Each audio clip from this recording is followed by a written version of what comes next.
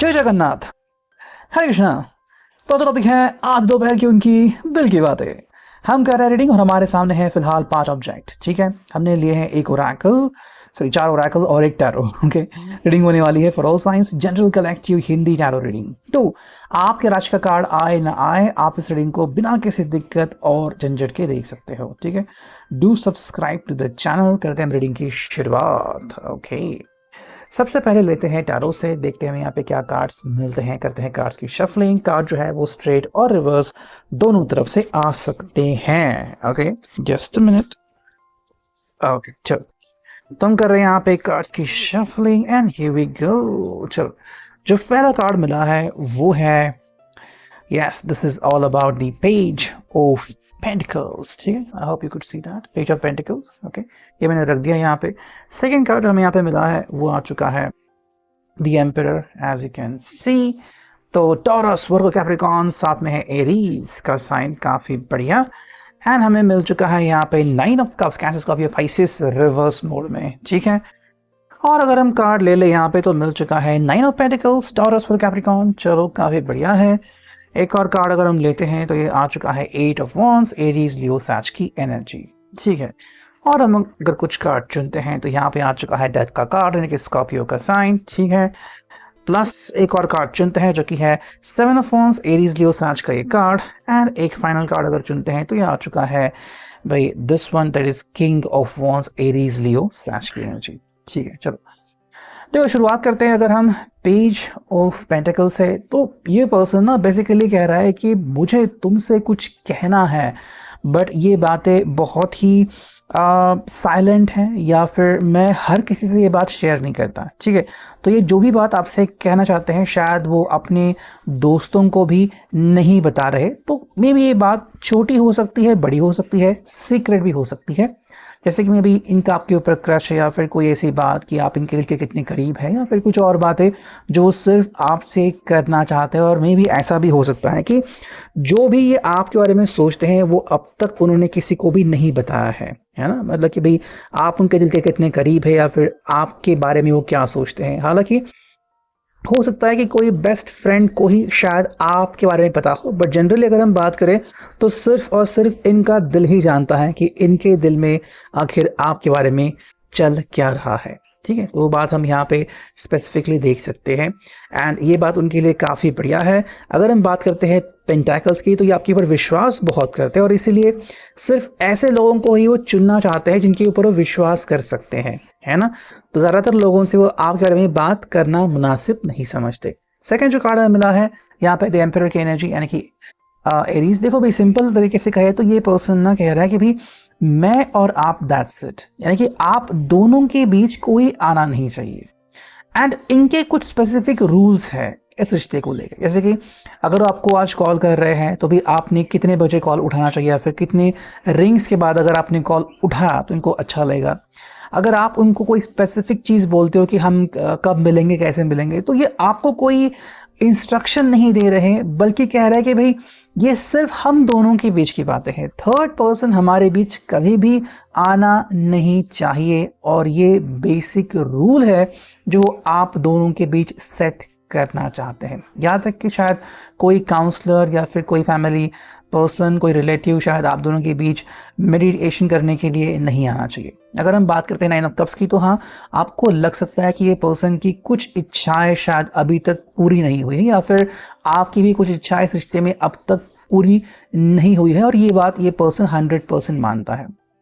Like जो आपकी इच्छा है कि भाई इस पर्सन ने हर रोज़ आपसे मिलना चाहिए, बात करनी चाहिए, फिर आप दोनों के बीच कभी भी झगड़ा नहीं होना चाहिए। तो ऐसी छोटी छोटी बातें हैं जो कि आपको बहुत अच्छी लगती है, बट कई बार वो रियलिटी में नहीं होती। ये बात ये पर्सन भी जानता है। लेकिन इसके अलावा, इसके उल्टा अगर वो आपको कुछ दे पाता है तो वो है 9 ऑफ पेंटिकल्स की एनर्जी।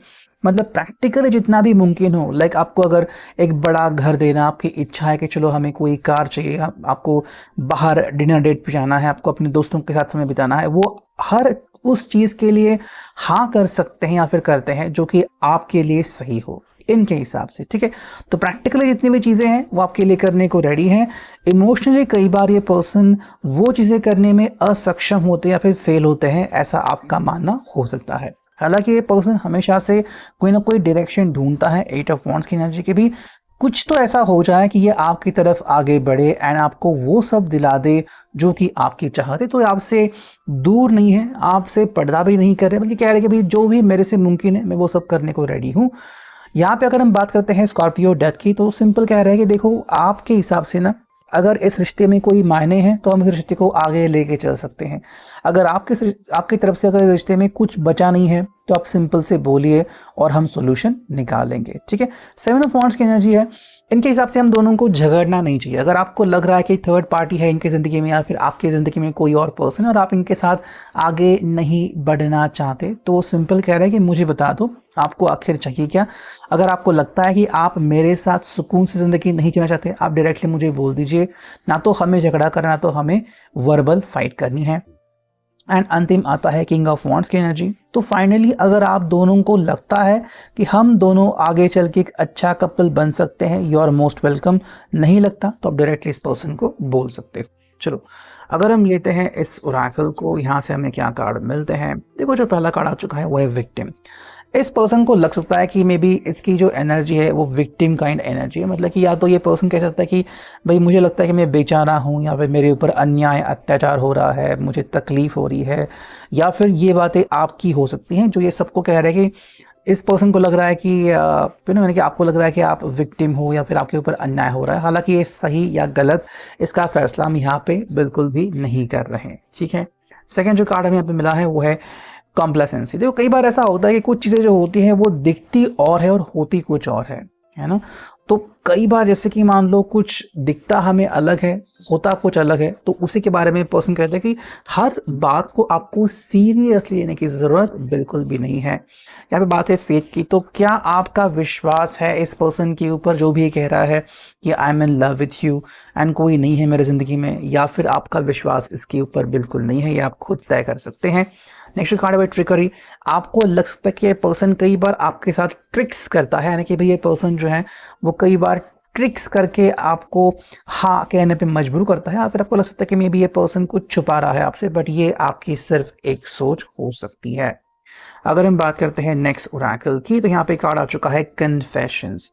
सो किस तरह का कन्फेशन आप इस पर्सन से चाहते हैं। अगर आपको लगता है कि ये पर्सन ने क्लियर कट बोलना चाहिए कि हाँ this is in love with you, ये पर्सन आपके प्यार में है, तो ठीक है। अगर आपको लगता है कि ये पर्सन की ज़िंदगी में कुछ और है और आप इसने कन्फेशन करना चाहिए, तो आप डायरेक्टली इसको वैसा बोल सकते हो। नेक्स्ट बात आ गई वो है चिल्ड्रन। या तो ये पर्सन चिल्ड्रन टाइप बिहेव कर रहा है, या फिर मे बी आप अपने चिल्ड्रन के बारे में सोच रहे हैं, या फिर प्लानिंग शायद हो सकती है।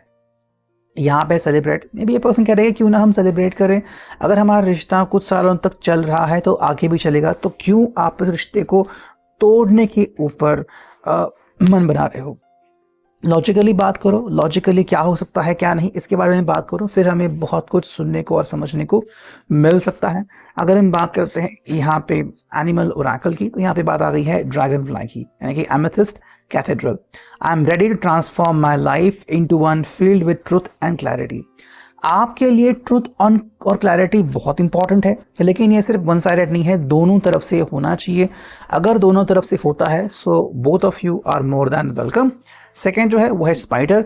आई observe patterns and symbols and easily interpret their meanings. मतलब कि भाई जो भी चीज़ें आपको समझ में आती है ना, आपको दिखती है, उसका अंदाज़ा लगा लो और उसका मीनिंग बोलो। आप दोनों की मीनिंग अलग अलग हो सकती है, तो मिल बैठ के उसका सोल्यूशन आप निकाल सकते हो। फाइनली हम देखते हैं कि हमें यहाँ पे क्या मिला है फ्रॉम दिस रोमांस एंजल्स। करते हैं कास्ट की शफलिंग। जो पहला कार्ड आ चुका है वो है let your friends help you, ask for and accept support from others. मतलब कि भाई दोस्तों को अभी बीच में आने की ज़रूरत है, दोस्तों का अभी एक बहुत इंपॉर्टेंट रोल आपकी ज़िंदगी में आने वाला है। एंड सेकंड जो कार्ड है वो है healing family issues. Your love life benefits as you forgive your parents. कहीं ना कहीं फैमिली का इस रिश्ते में बहुत बड़ा रोल है, तो फैमिली के ऊपर भी आपको फोकस करना चाहिए। तो अभी के लिए reading, I hope it will resonate. Thank you.